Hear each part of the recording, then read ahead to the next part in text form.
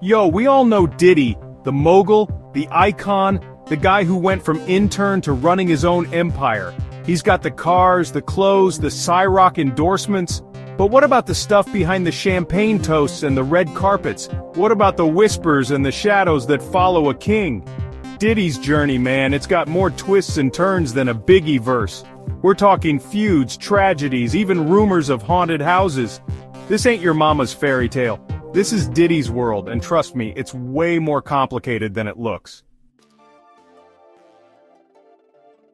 Let's rewind for a second. We gotta understand how Puff Daddy, as he was known back then, rose to the top.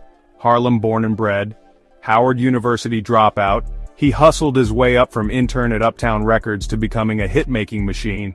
He signed Biggie, Craig Mack, Total, Faith Evans, the list goes on. Bad Boy Records? It wasn't just a label, it was a movement. Puff had that Midas touch, turning everything he touched into platinum. But success, it comes with a price. And sometimes that price is paid in blood and beef. Let's talk about Mace. Born Mason Durrell Betha, Mace was a Harlem native who quickly rose to fame in the late 90s. His smooth flow and catchy hooks made him a standout artist in the hip-hop scene.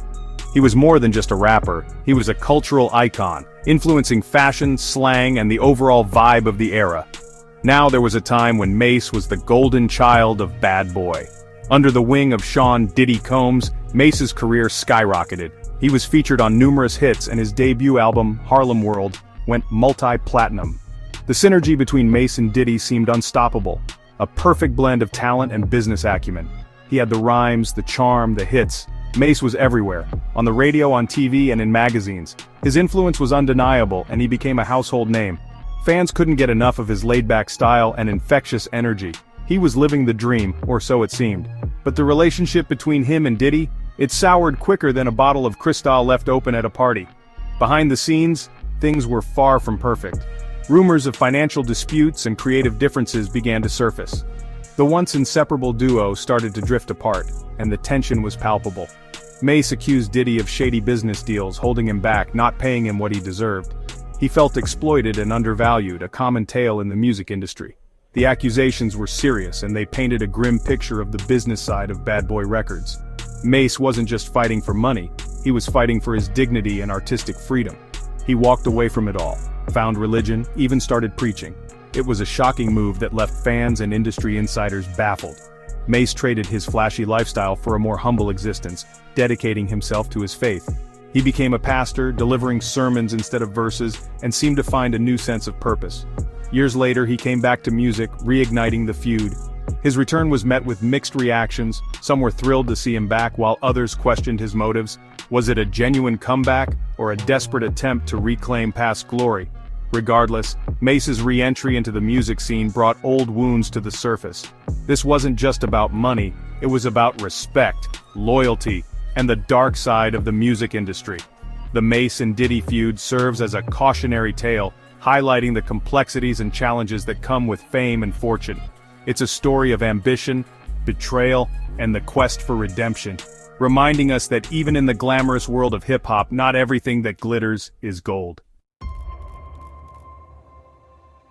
Now, we can't talk about Diddy's story without mentioning the East Coast-West Coast rivalry. This was a time when hip-hop was more than just music. It was a movement, a voice for the voiceless, and a battleground for cultural dominance. The rivalry between the East Coast and West Coast wasn't just a feud between artists. It was a clash of ideologies, lifestyles, and regional pride.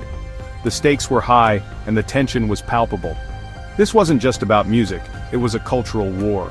The East Coast, with its gritty, raw sound, was represented by artists like Biggie Smalls and the Bad Boy Records crew. Meanwhile, the West Coast, with its laid-back, funk-infused beats, was championed by Tupac Shakur and Death Row Records. Each side had its own unique flavor, and fans were fiercely loyal. And Diddy, with his Bad Boy crew, was right in the middle of it. As the founder of Bad Boy Records, Diddy was not just a producer, he was a visionary, a mogul who saw the potential of hip-hop to transcend music and become a cultural force.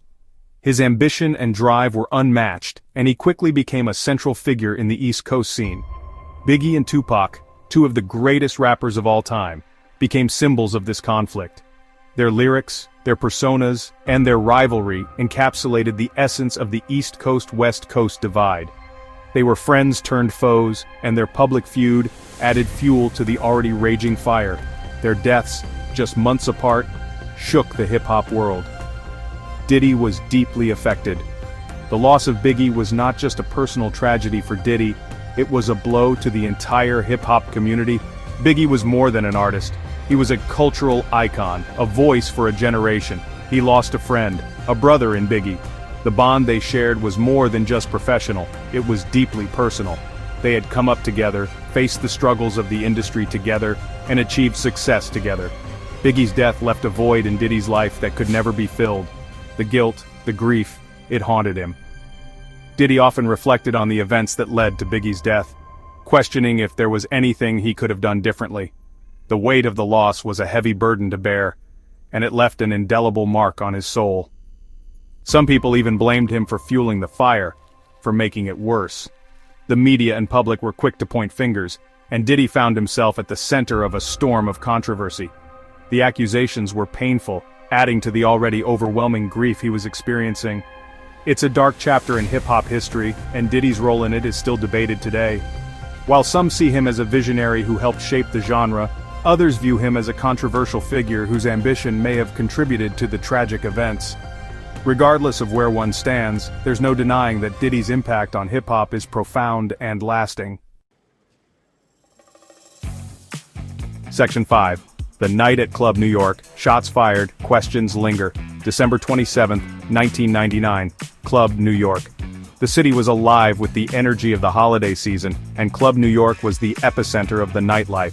It was a place where the elite mingled, where celebrities were regulars, and where the music never stopped. On this particular night, the club was packed, the air thick with anticipation and excitement.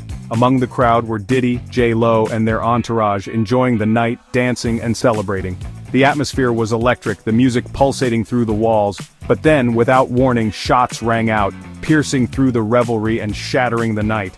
Chaos erupted, people screamed and scrambled for the exits, pushing and shoving in a desperate attempt to escape. In the midst of the pandemonium, Diddy and J-Lo were seen fleeing the scene, their faces etched with fear and confusion. The once vibrant club had turned into a scene of utter chaos and terror. The police arrived swiftly, securing the area and arresting several individuals, including Diddy and J-Lo. The sight of the two celebrities in handcuffs was shocking, a stark contrast to the glamour and glitz they were known for. The news spread like wildfire, capturing the attention of the entire nation. Diddy was charged with gun possession and bribery, accusations that threatened to derail his career and tarnish his reputation. The charges were serious, and the media frenzy that followed was relentless. Headlines screamed of scandal and crime, painting a picture of a fallen star. The trial was a media circus, with reporters and paparazzi swarming the courthouse, eager for any glimpse of the drama unfolding inside. Every detail was scrutinized, every moment captured and broadcast to a captivated audience. The courtroom was packed, the tension palpable.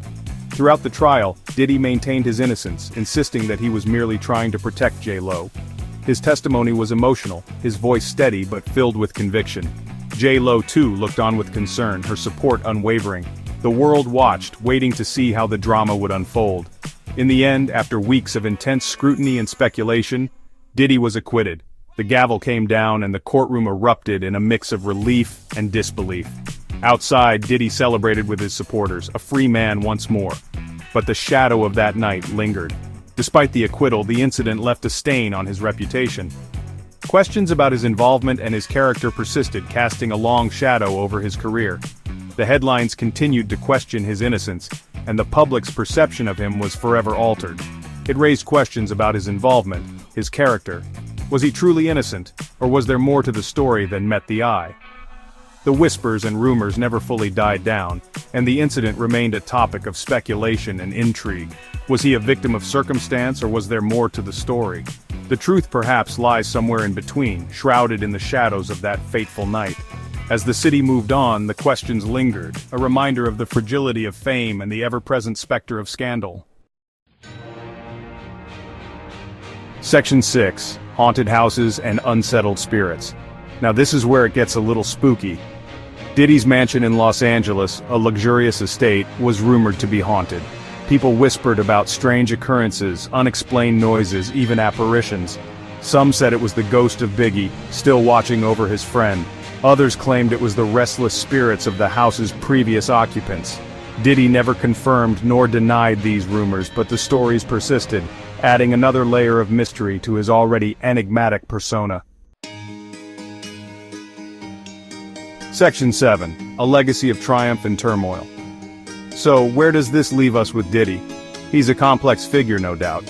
He's a brilliant businessman, a trendsetter, a cultural icon.